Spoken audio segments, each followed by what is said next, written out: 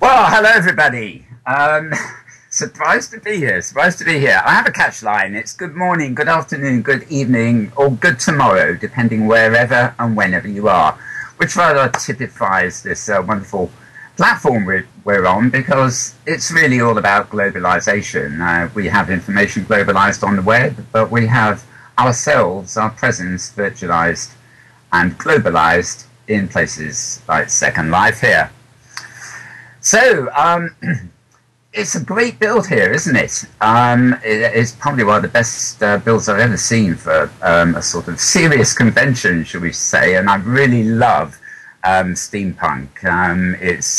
It really exemplifies what virtual worlds can be used for. There's this sort of mixture of fantasy and historic recreation, and the whole steampunk thing is something I just love, to be honest. I've dispensed with the top hat today. There've been a lot of great steampunk costumes, but I thought I'd just do it simple and look sort of mildly steampunky. You'll also be pleased to know that I don't have a PowerPoint presentation in sight, so if you want to boo me off stage because I got no pictures, you can do that. I have mixed feelings about PowerPoints, but quite frankly, I just hope to rabbit on a bit and keep you interested in what I'm saying.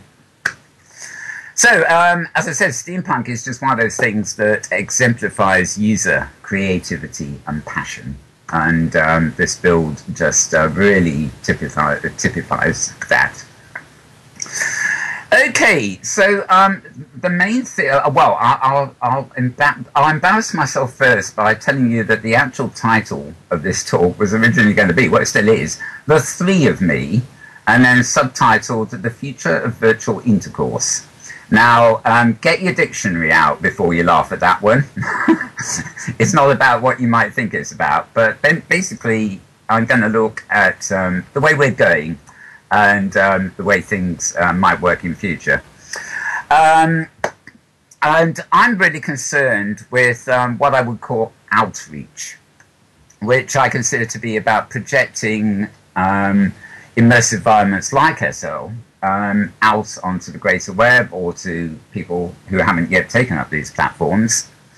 And that kind of outreach is also something I consider to be education.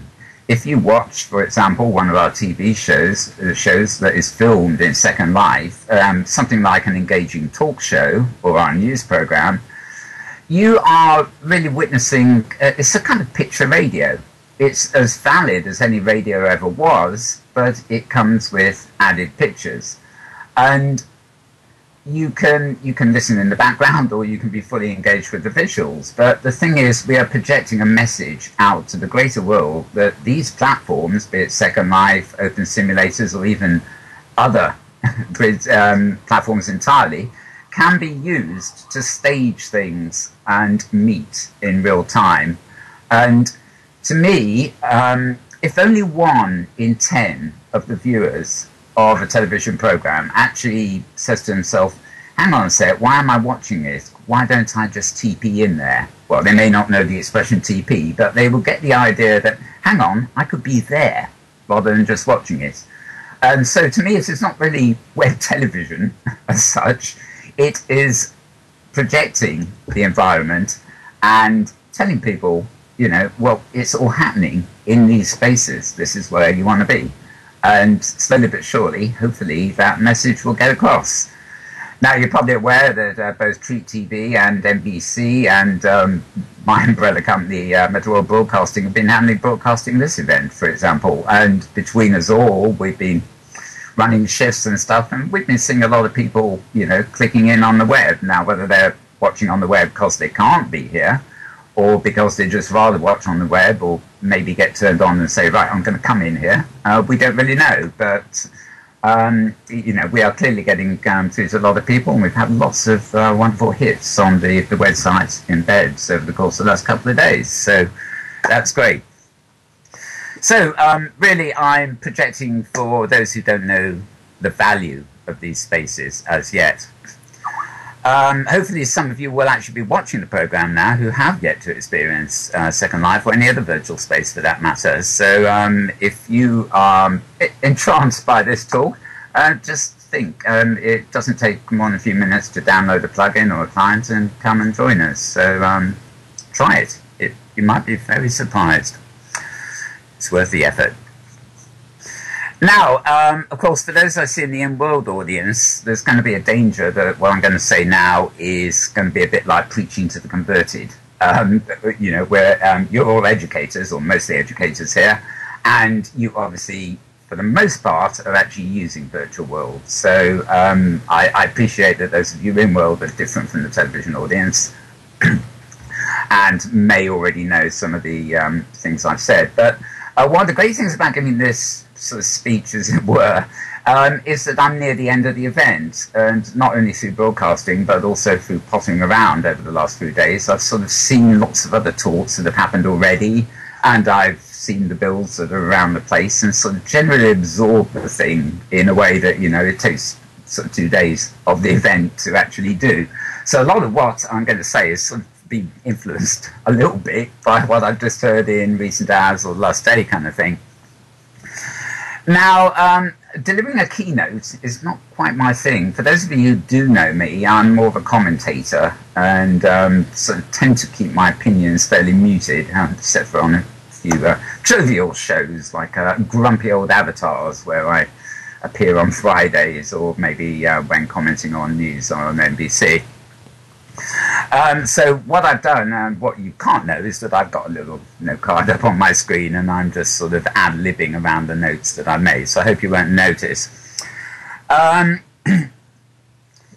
So speaking now, I think I'm in a position to comment, possibly, and expand on the wealth of information, themes, and experience that we've all actually witnessed so far today. But before I do that, just a quick note for those of you who don't know who I actually am. By profession, as it were, I'm a designer. I've been a graphic designer, stage designer, producer, publisher. I've been a lot of things in my time, in fact. And towards the end of my professional career, I was a design software trainer, teaching things like Photoshop and stuff. So I have some experience of, well, we used to call it training, but it's teaching of a sort. And indeed, my real-life sister is also a teacher. So, you know, there's always been a bit of interest in education here with me anyway.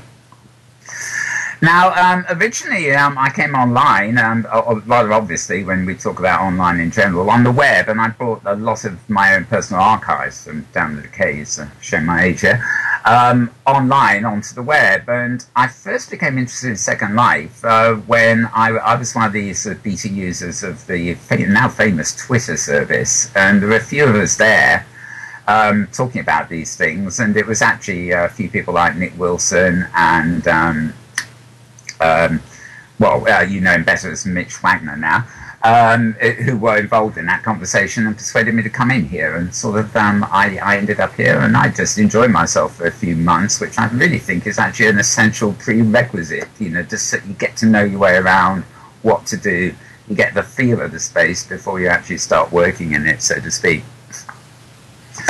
I mistakenly thought at the time I was going to be able to transfer all my archives into the 3D environment, but of course this was back in the days when we didn't have web on the prim or anything like it, so that went by the board. But I continued to have a big dialogue in Twitter, and I actually met people. We had these tweet-up events inside Second Life, people like Nick Wilson from the early Metaverse and whatever, and my Twitter feed, it was actually the first thing to really change.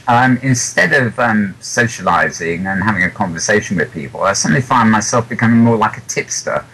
What had originally started as posting links for all the people I knew, suddenly became posting more and more links. And nowadays, I seem to have a reputation for just posting essential links about what's going on in technology and the metaverse related kind of fields, plus a lot of links about Second Life, of course. So this tends to be probably the thing that got me invited here in the first place. And thanks to Felon and all the rest of the crew here for honouring me with this this visit, so to speak.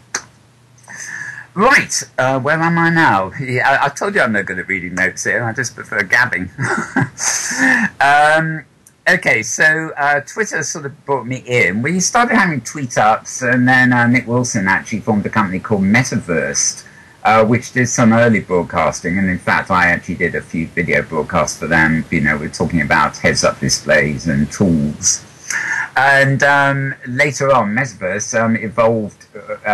Well, it launched a program you're probably very, very familiar with in the world called Metanomics.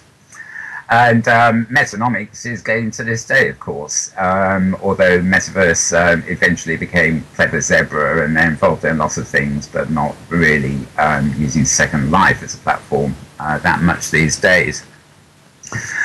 As I said, I explored quite a lot.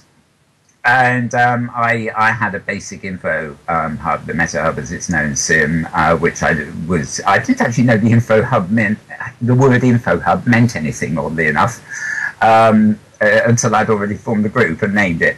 But I call it the Meta Hub now, and the idea was it's simply a focal point for information and whatever, and a little stage to hold events in and show things as well. And I was all over the place with this in the same way that I was moving around quite a lot when I first came here. But eventually I met up with a wonderful lady who many of you, I'm sure, know, which is Fleet Took. She obviously that has worked in the education field, principally with the University of Cincinnati, but she's been involved in best practices in education on previous years at least. And more to the point, she founded in World a wonderful community, and I do stress it's a community, called Chilbo. And eventually my Meta Hub arrived in Chilbo, and I'm sort of communications director for Chilbo. And it is a very good example of the way virtual spaces can be used to form communities. There are people from all over the world there. And the driving force is the actual sense of community. It's not how glorious the build is. It's not how pretty your avatars are. It's not even any one event that might be held there. It's just the feeling of community itself. And it's not very steampunky, but if you wander around it, it's almost old-timey because it's got that feeling of a village or a small town or something. And it has that emotional response that I think fits. And I actually recommend anybody coming into the second world be sort of guided in and find a home. I don't mean necessarily take a physical virtual home, but, you know, sort of adopt a home so you've got a crowd around you to explain everything and help you settle in. So for me, Chilbo became that, and very much still is. And Chilbo, for now, the village, as it were, also has a sim on Reaction Grid and a presence sort of here, there, and everywhere, which I'll get more onto the open sims later. Now, about the same time, in fact, as I probably moved to Chilbo, my partner, Tara Yates, and I started a program on the web. It's actually a webcast, not a virtual world broadcast, called the Metaverse Week in Review. Which has also been highly successful. This is something that we really did just to talk about ourselves. The idea was Tara and I went live, talked amongst ourselves, showed a few clips, and got people to log into the chat room and talk with us. And at first we had multiple camera systems, so we changed hosting providers quite a lot, and we're now on live stream. But we've never missed a show in something like 3.5 years, believe it or not. And I mean quite literally once a week, including holidays and everything else. So we're rather pleased with that. And we again, it's down to community. We've developed a whole group of people who, you know, some come in regularly to the show, but, you know, some every week, some every couple of weeks, and some only occasionally. But there's, again, what we feel like a sort of community has built around the show we're doing, and that community is in very many ways much more important than the show itself. I rarely, I'm too busy nattering to actually get a word in edgeways in the chat room most of the time, but the chat room is where it is. You know, I'm always scanning the back chat and responding to that on camera as we go through the show. So that's something else I've been up to, so to speak. Now, where are we? I'm also sort of, I guess you Americans anyway would call CEO of Meta World Broadcasting, which basically, as I mentioned at the beginning, is really about outreach. I do some filming and stuff myself. I like turning up at events and pulling the camera out and capturing anything I think is interesting rather than sort of pre-planned stuff. But we work with both NBC very closely and Trick TV a lot. We a cooperative venture really to promote broadcasting from and about the metaverse, I guess you could say. And I've been developing desktop players and things like that, which will hopefully be soon allowing you to access these things from the desktop. I also am a sort of commentator on the weekly NBC News, which is a news program we film virtually in the virtual world too, and that goes out about every Wednesday, Thursday. So, right, I'm coming back to basics here. That's enough about me. I'm going to switch to the bit I've called the now. To describe, I have a great problem describing myself, but I sometimes like to think that I'm both a futurologist, i.e. somebody who keeps an eye and interest in technology advances, and a futurist. And a futurist really means somebody who's looking to the future from a sort of social, political point of view. That might be, probably in my case, would be progressive side of politics, but you know, the general futurist tag is, you know, with an eye on the future.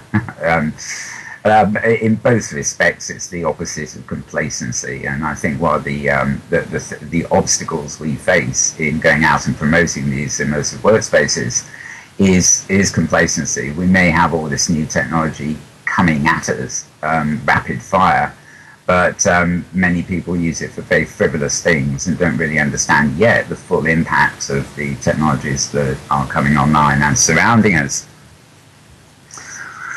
So basically, online communications have been revolutionizing communications, i.e. from the futurist point of view. You know, the world of opinion, discussion and collaboration has really opened up with the World Wide Web. But virtual worlds and technology itself, the futurology part of it, is making us both, well, it's making us two things at once. It's making us more mobile, and it's also making us more virtual. If you want to think of the future of future communications, you really need to start thinking of most unlikely science fiction influences, particularly Star Trek. I'm no real Trekkie, but you've only got to look at the communicator in Star Trek, which was the sort of, you know, the awe and wonder machine of our youth, to realize that our mobile phone and our smartphones are just that already. The only thing they can't do is beam you up to a spaceship or the space station, but to all intents and purposes, the communicator arrived pretty much after, you know, within decades of it being invented. And the other parallel I see in Star Trek is the holodeck. Now, for those of you who don't know what a holodeck is, in the Star Trek conception of it, for example, it was simply where the crew of this spaceship would go in their spare time to relax. And the moment they entered, I assume it was a big room, but you never really know how big it is, because the moment they enter, they are surrounded on all three sides, all four sides, floor and ceiling, in fact, almost like a hemisphere, by a virtual world, a virtual space. Now, to them, it's really advanced. It looks like a real scene from medieval times or a real beach on planet Earth. But they go into this area to relax, and the technology creates the environment around them, which allows them to immerse themselves in that particular time and space they want to relax in, or it may even be a complete fantasy. And I think we are moving very close to this now. If you can imagine yourself sitting in a chair, as indeed I am right now, with one screen in front of you, two on either sides and one behind you, it forms a kind of little box. And you know, maybe we will have, with flexible displays and things coming online, maybe we could make a little hemisphere that sort of covers our head and lowers onto our head like a gigantic hat, where we will be immersed with a 3D kind of holodeck environment. It doesn't have to be, at this point in time, a room built into your house, so to speak. It can just be a very small space that becomes your holodeck. That technology is coming, and I think that is very crucial to what we're doing now in both Second Life and other OpenSim and indeed other spaces. This is very much the dawn of the technology that will lead to that coupling with the hardware technological developments that will actually come. How many years away it is, we don't know. It could be 20 years away, or it could be 2. The speed of change in technology these days is just phenomenal. We, blink and something comes around the corner and you've missed it. And I've gone way off my notes here, but one of the things I got in the notes is the perfect example of this, and that was the everybody, I think, has heard in short order in the last couple of months about Microsoft's Kinect. Now, in fact, this is the property and was developed by a company called Mindscape, if my memory serves me right, and it's actually only licensed by Microsoft. They don't own it, but for once, Microsoft have clearly picked up on something that has been an instant revolution. It was brought on the market for Xbox users, the game consoles, and it allows you to control the screen and the interface just by gesturing at the screen. It works by having 2 cameras, one of which acts as a camera and one of which acts as a kind of motion sensor. And between the two, it can sense what you want to do. And we've seen this in the movie, whose name I've forgotten again. It's a very famous movie where the actor will put his hand up in the air against transparent screens and just pull out windows and things to access information. So the whole metaphor we use for interfacing is bound to change. At the moment, most of us at least still use a mouse or something like it. We still use a keyboard.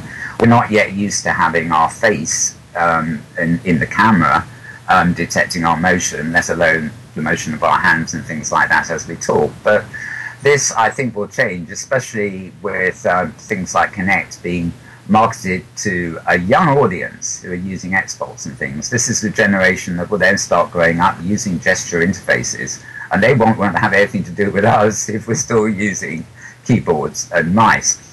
So one thing that I'm very concerned about is I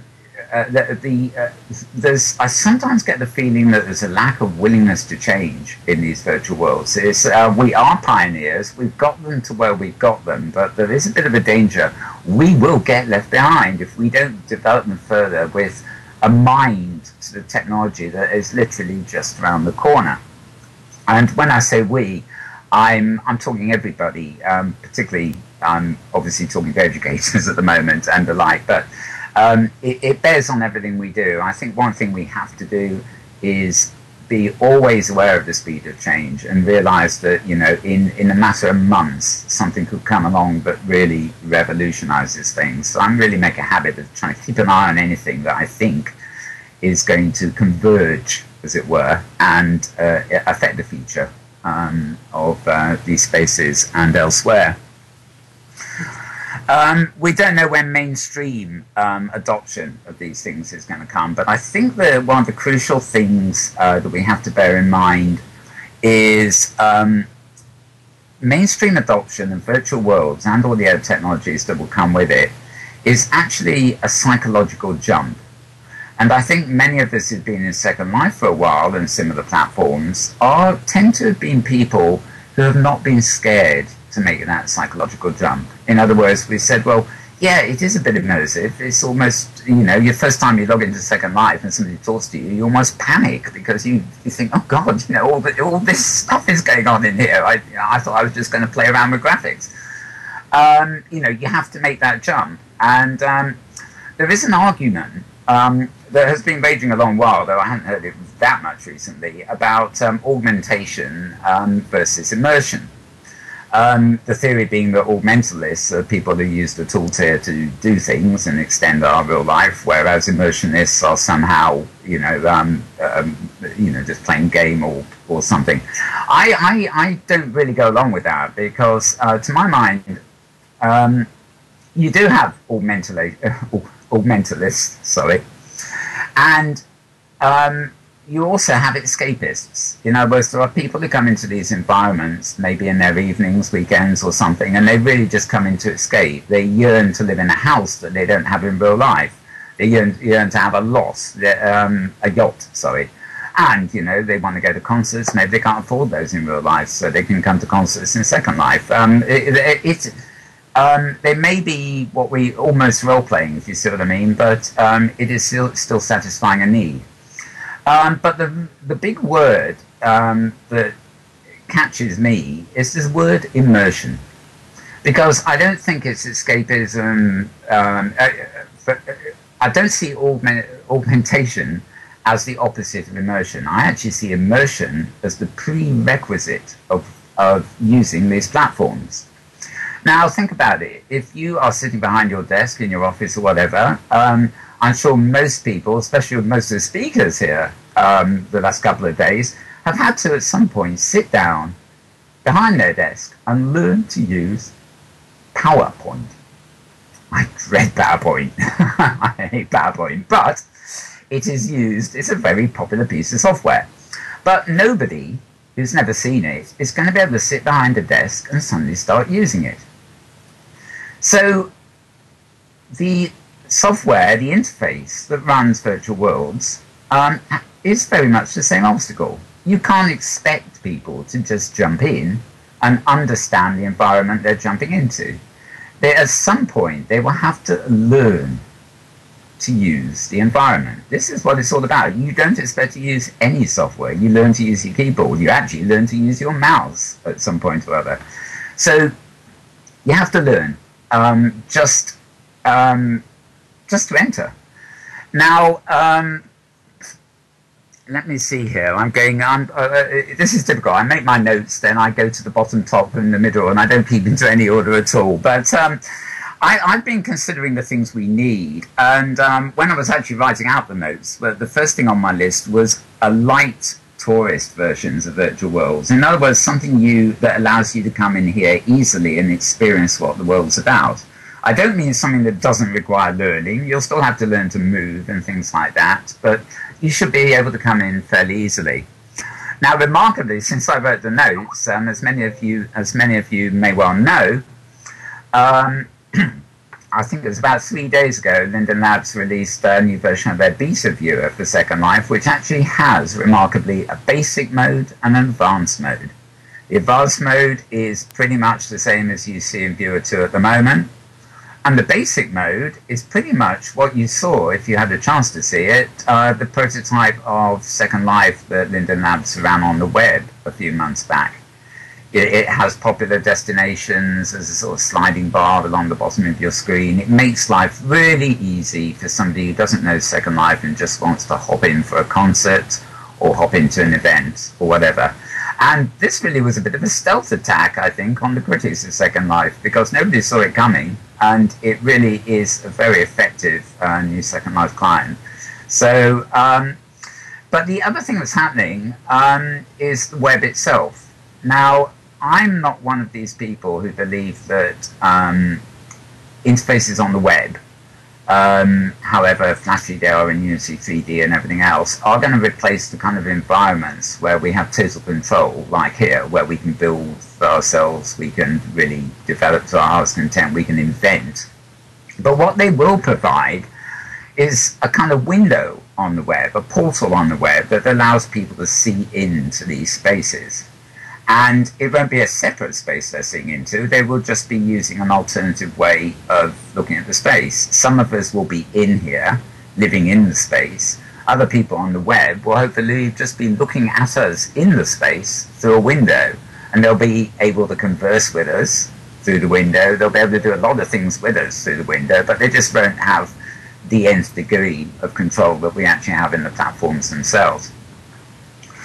Now, the other thing which many Second Life users will appreciate is to what extent, we ask ourselves, is Linden Labs, who are, after all, the business in their own right, holding us back from the greater development of the metaverse. And interoperability of all this is something I think is really essential. The World Wide Web started a revolution.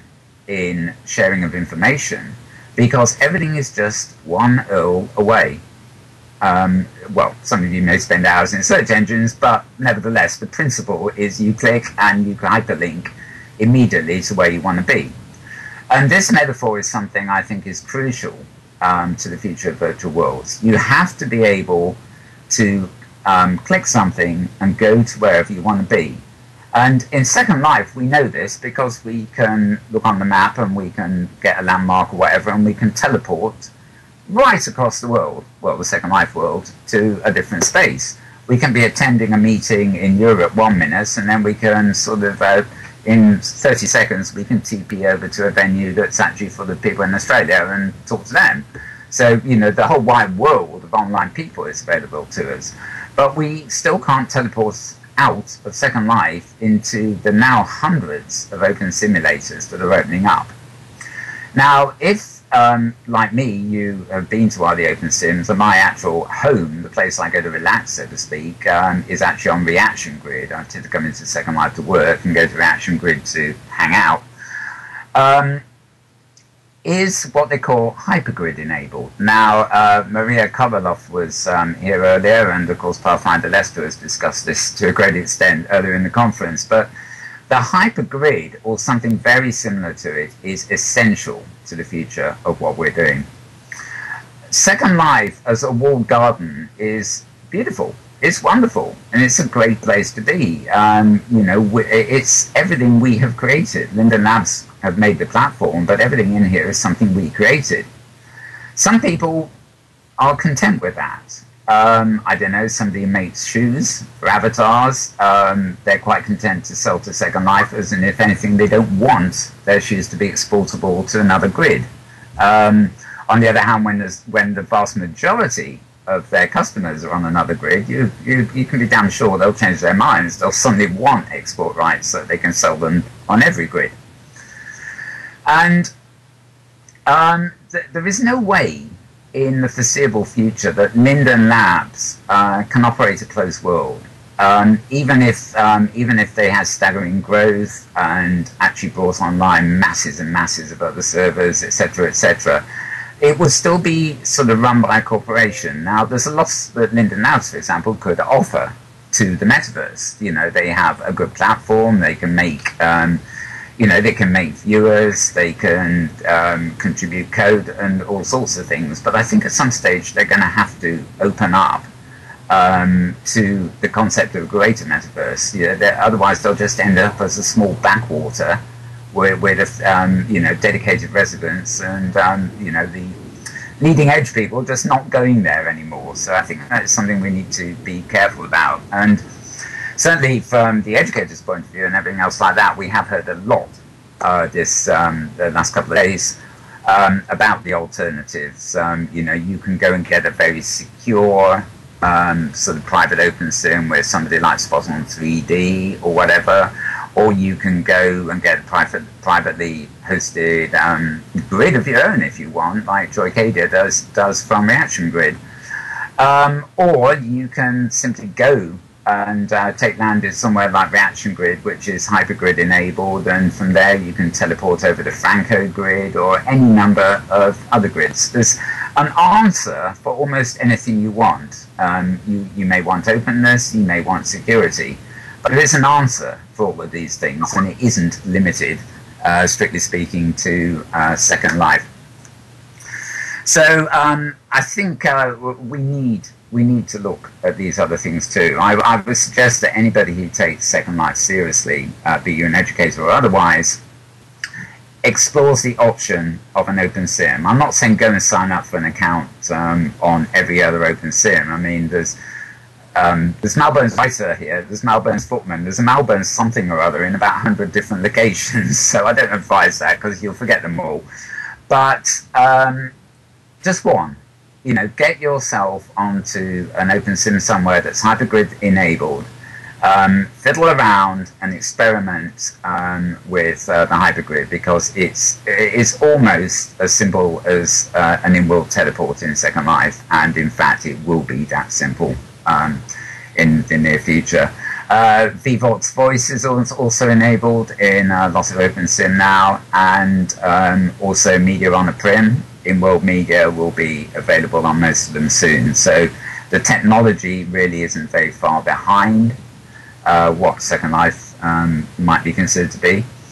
And most of the viewers that will allow you access to the OpenSim grids also satisfy a few people because they use the Viewer 1 Hippo engine that is like the Viewer 1 Linden Lab viewer. So it's well worth exploring that, and I'd urge anybody to do that because it will cost you nothing unless you want to actually start, renting a region, whatever. And it will give you a feel for the possibilities. And there's something I really do like about the OpenSims is that they retain a sense of the pioneering spirit that has maybe become a little bit diminished now inside Second Life. So I'm watching the time here. Somebody said, "Oh, your notes are too long," and I think they might have been right because I said I'd be ad-libbing as I went through them. Right. So where are we here? At present, just a slight extension of that. At present, we are actually gaining from some of the lacking factors in these virtual spaces. When we meet in World, there's an amazing lack of discrimination. Now, obviously, some people have egos and some people fall out with each other and things like that, it is a very real place to be. But because our avatars can be as idealized or as realistic as we want, the personality we project is really just the sound of our voice and the avatar that we look like. Our voice is our voice, but quite frankly, our avatar may look like something completely different in real life. Somebody who is short and rather rotund may decide to have a long, leggy avatar. And somebody who's rather tall in Second Life may play being a tiny. You get the gist. I'm not going to go into the endless variations here of furries and everything else. But your reputation and your presence in the virtual world is very dictated by the way you dress and portray yourself as an avatar. Likewise, I can have a conversation with any one of you here close up, and we don't actually have real-to-real eye contact. One of the things that puts people off video conferencing has always been the fact that they feel uncomfortable about jumping in quickly into eye contact with somebody they may not know. They're not scared to do it in real life, so what puts them off about video conferencing, I don't know. But in a sense, one of the things we really have gained so far in virtual worlds is that the lack of eye contact. I don't know whether somebody is disabled. I don't know what the color of their skin is. There is no discrimination comes into this, and this has been particularly pertinent with the sort of things Dancing Inc. have been doing, which is kind of international outreach, public diplomacy. It is fascinating that you can take a contentious area of the world, for example, Palestine, where in real life you would have some antagonism, I guess, between the Israeli side of things and the Palestinian side of things. Yet in a virtual world, they are quite happy to meet together because they latch on to the similarities, the commonalities they have, and that overrides the discrimination that they might have had if they actually just met the person face to face. So there have been wonderful opportunities for building avenues of communication in these places that we just would not have had at all in the real world. And if you're doing a documentary about Second Life or the virtual world in general, these are the perfect examples to show people because they show them possibilities that they actually that they can relate to, but at the same time they can't conceive of happening in the real world given the state of affairs as they are. So where next, he says. Now, another thing that comes up frequently, and I'm just going to mention this one briefly because it is probably relevant to educators. A lot of comment has been made about the fact that teens and young adults aren't taking up virtual spaces.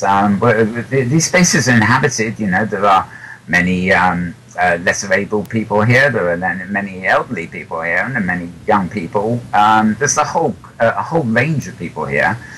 But some analysts question why, the take-up of virtual worlds isn't being taken up by, shall we say, the younger generation. And I think the answer to this, I think is pretty damn simple. It's that there is a generation, let's say from the second half of your teens through to your mid-late 20s, when you are literally just becoming an adult organic body. And I've got a feeling that bodily concerns and romance and everything else are probably going to take over at that age. And virtual worlds are probably not the best places yet to engage in that kind of thing. So I'm actually more heartened because I see generations growing up now using gaming machines and things. And after all, there's a great commonality between gaming technology and virtual worlds technology. These are people that are growing up and will know these interfaces and be able to use them. And, there may be people that won't reawaken to using immersive spaces until maybe they're in their 30s. But I don't think they're a lost cause, and I don't think there's any trend that's actually taking us away from adoption. I think there is simply a generation gap there, which really probably never will be suited to living their life online, especially given the mobile tech we have available to us now. So moving on to mobile, if you all the rage maybe a few years ago, maybe 3 years ago when I first started twittering and stuff, was virtual worlds, immersive spaces and all that, and it was kind of a buzzword, and all of a sudden it got replaced by another buzzword of the year or whatever, and that was augmented reality. Which is another virtual thing where you use your phone and your camera sees something and it's got a barcode on it or something and can project something up at you.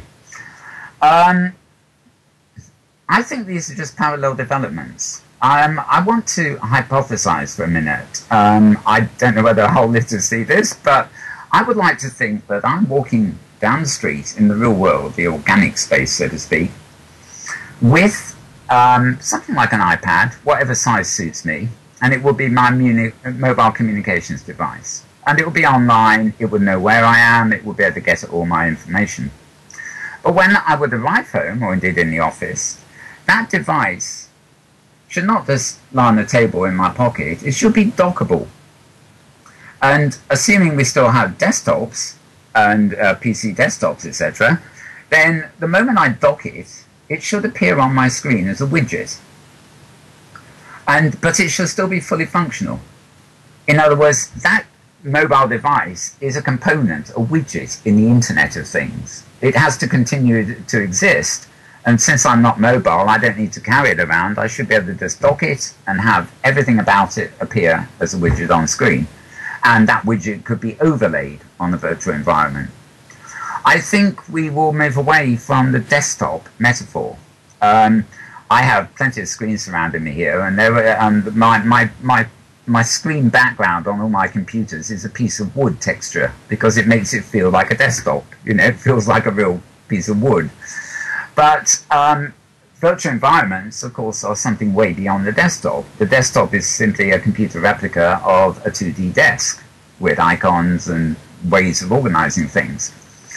When we're in 3D space, we can pull these things together. And I would like to see, the moment I come home and dock the mobile would appear as a widget on my screen, but my desktop screen would be a virtual environment. It might be just a small virtual environment, like, I don't know, Windows Virtual or something, which is just an office. And then I can click on the door and teleport into Second Life, or click on the door and hypergrid into another grid or something. So my desktop will become a 3D portal to whatever I wanted to do, including watch media and whatever. I think that will come. We've talked about gesture technology and Kinect and all that stuff. So I think we are kind of moving in that direction already. Microsoft tried out their tabletop PC, didn't they? Which was a monitor lay flat, and you pull the windows around on a flat surface.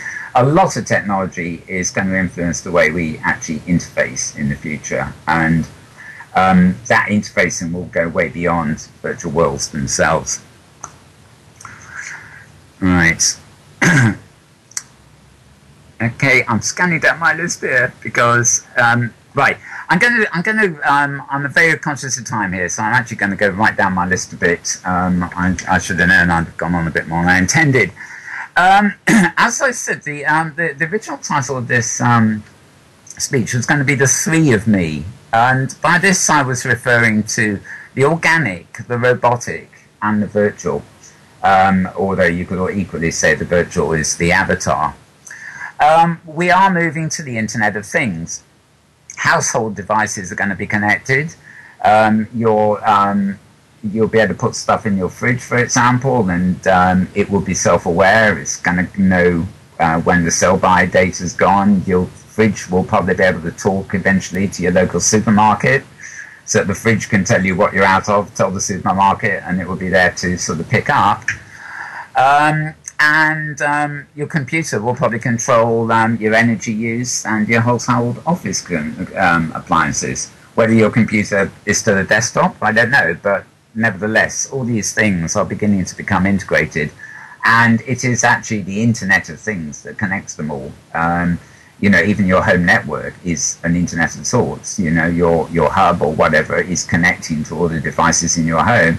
And it may not be connected to your fridge yet, but it will be in the very near future. And there are an awful lot of things that are actually virtual goods that are in our lives at the moment. Now, the most obvious example of virtual goods I usually cite is MP3s.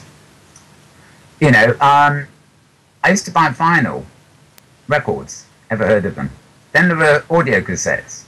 And then there were CDs, which was great. That was the digital revolution. But these were still physical objects. Whereas now, we very often just go out and buy an MP3 or an MP3 album, download it and play it. And without realizing it, we have made the move from solid goods, if you like, to virtual goods. And the very money we pay for these in is actually a virtual good in itself.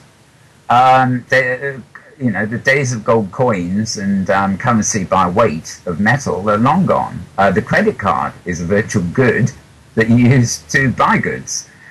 Paper money, to a certain extent, qualifies as virtual goods. These are all things we hold, which have a representation. They have a real representation, but they are not real in themselves. They are purely virtual.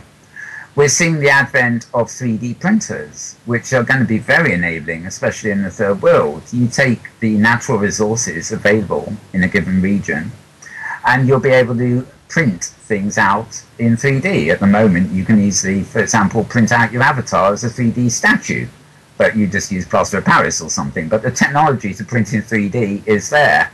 But 3D printing will change to include raw materials. So you can use edible materials, for example, to print out food.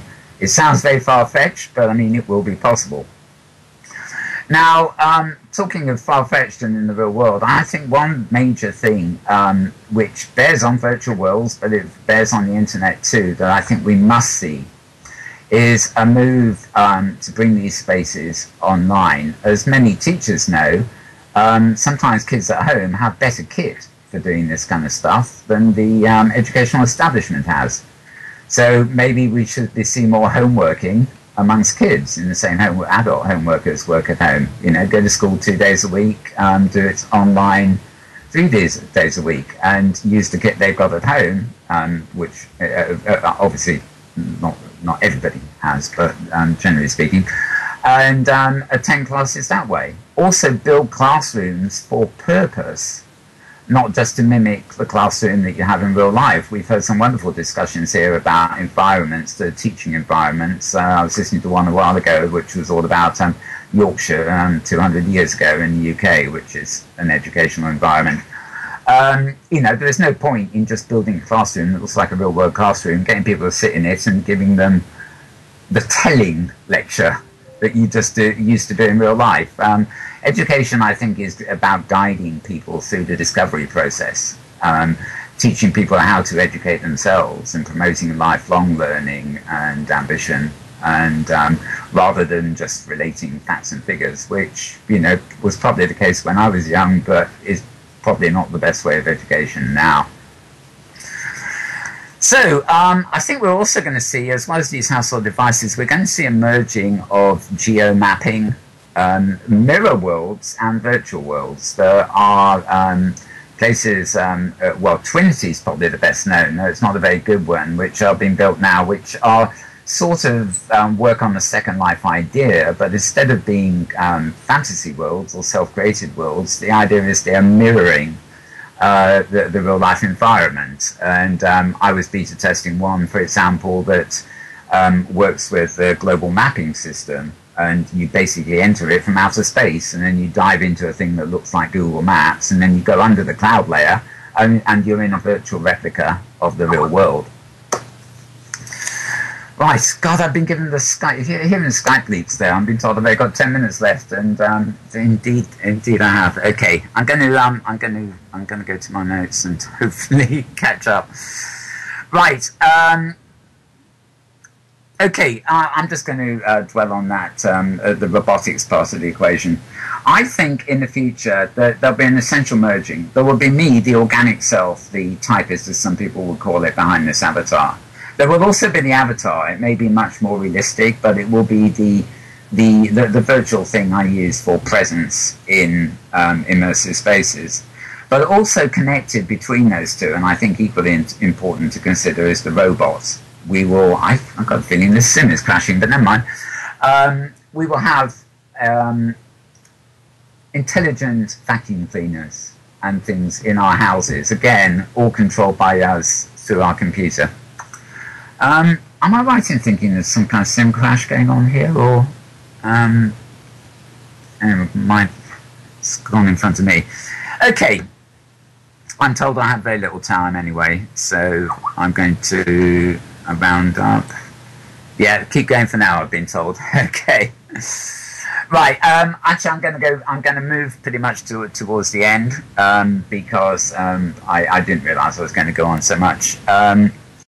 They may one day help us define a new society as the future takes us wherever it will, but the tools themselves will certainly revolutionise the way we do things.